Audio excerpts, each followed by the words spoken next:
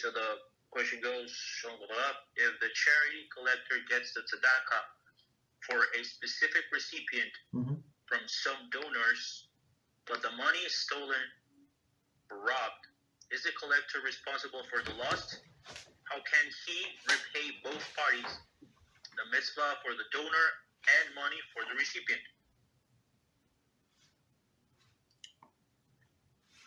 Just 1 second.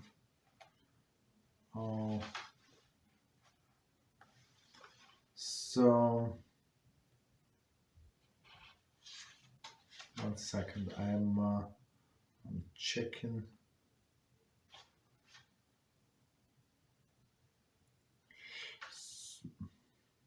So he shaliach. So I think he shaliach, and it means that he's a guardian. Is he a free guardian? I think so.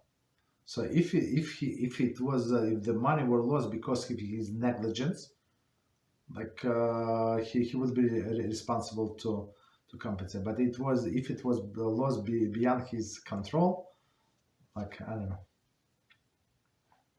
his car got on fire, right, from nowhere, and he had to escape and left all the belongings in his car and burned. So in this case, no. Right, but if he left his car unlocked and his I don't know what, a pouch wherever he collected money, so and it got stolen, of course he's responsible. Okay, so I apologize. What was the second question? Or third, second and third? The second part was, how can he repay both parties?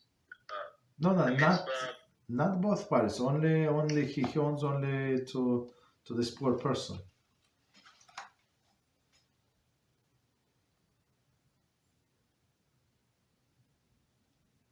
Thank you, Rabbi. You're welcome. So it's actually one of the cases. Let's say he was not responsible. Like robbers came, bandits came, whatever happened. Right, so that's one of the clear examples when he is going to be rewarded for completing the mitzvah, that he actually did the mitzvah if he gave it to a kosher person, right? And he intended for a poor person to receive the money, and then something happened, and he gave the money, something happened, so he is going to be rewarded as he did the mitzvah. And there's so many short clips that people forwarded to me. Like I said, why do you just learn from our channel? You don't have to filter things. You understand? So one of the clowns said, I mean, he's not exactly the clown. The guy is not the clown, but if he approved this clip, he's a clown. I would put it this way, right? It's like the story with Tzedukin and Bitusim. Right, Rabbi Eliezer ben Horkonos, he did not explain them, but they were big they were his students, so they should have known. But in all other cases, if you don't explain yourself correctly, clearly, people tend to make mistakes.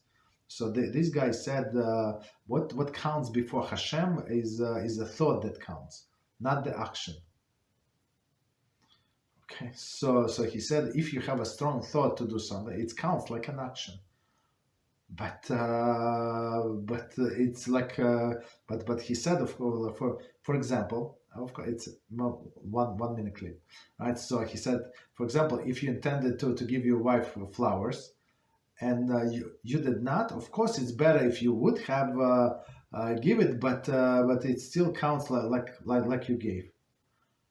I was like, what? I mean, if you add the words, some words here and there, like R scroll does, for clarification, you can clarify it more or less. But the way he put it, on this video, it's absolutely heresy, right? So just because somebody have thought, yeah, I'm if I were rich, I would build BeEzrat Hashem yeshiva. Okay, is it count for me like I built yeshiva? Absolutely not. It counts like you're a useless person, right?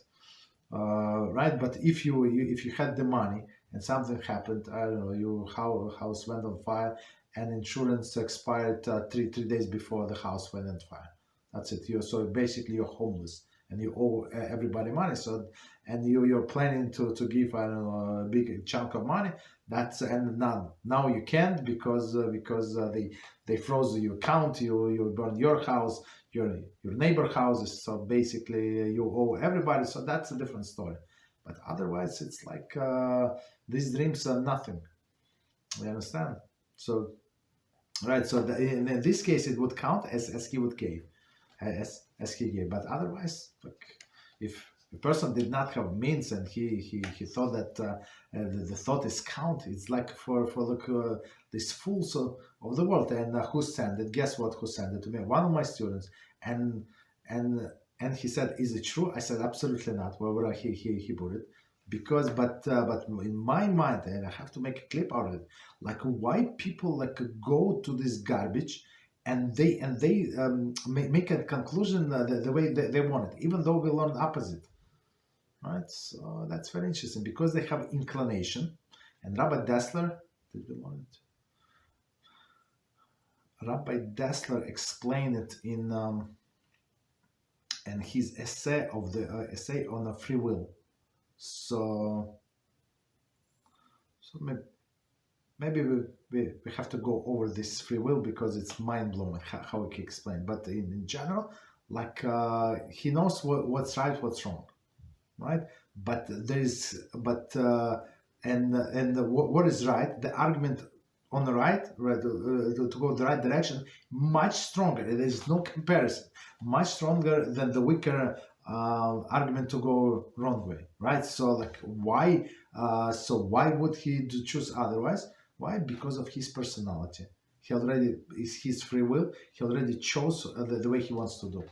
So this fact is irrelevant to him, right?